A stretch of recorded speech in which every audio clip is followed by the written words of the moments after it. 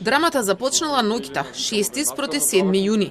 Првородка, докторка, дошла во ГАК и според протоколот го потполнила прашалникот во кој никаде не навела дека имала контакт со позитивен случај на COVID-19.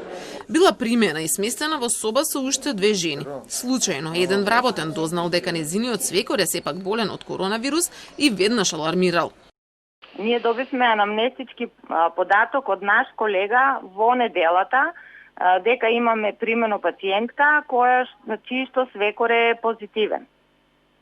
И тогаш пациентката ја препрашавме дали има навистина позитивен случај во семејството, ни рече не.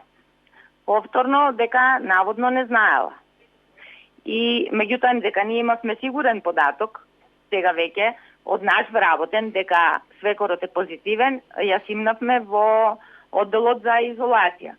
Но за драмата да биде уште поголема, не сакала да седи во изолација. Не сакала ни да се тестира и на своја рака потпишала дека ја напушта клиниката. Од ГАК велат дека и рекле да седи дома, да носи маска и дека поради патолошката бременост, ако и се влоши состојбата, веднаш да се врати назад во болницата. Случајот не го пријавиле во полиција, бидејќи сметале дека ќе се врати. Но наместо тоа, родилката отишла во приватна клиника и таму не кажала дека е суспектна, па била породена со царски рез. Ние добивме вчера податок од друга приватна болница дека таа пациентка која што сме ја испишале од кај нас, односно која што ја напуштила болницата, била примена во друга болница и таму е породена со царски рез. И сега веќе пациентката е префрлена на инфективна.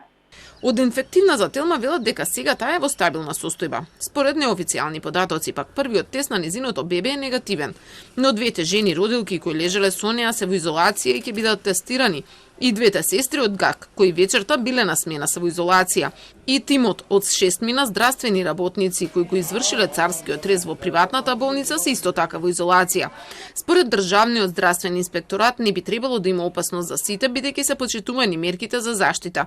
Сега случајот со родилката лекарка се истражува и треба да се утврди дали таа сторила кривично дело. Во меѓувреме никој не може да потврди каде работела.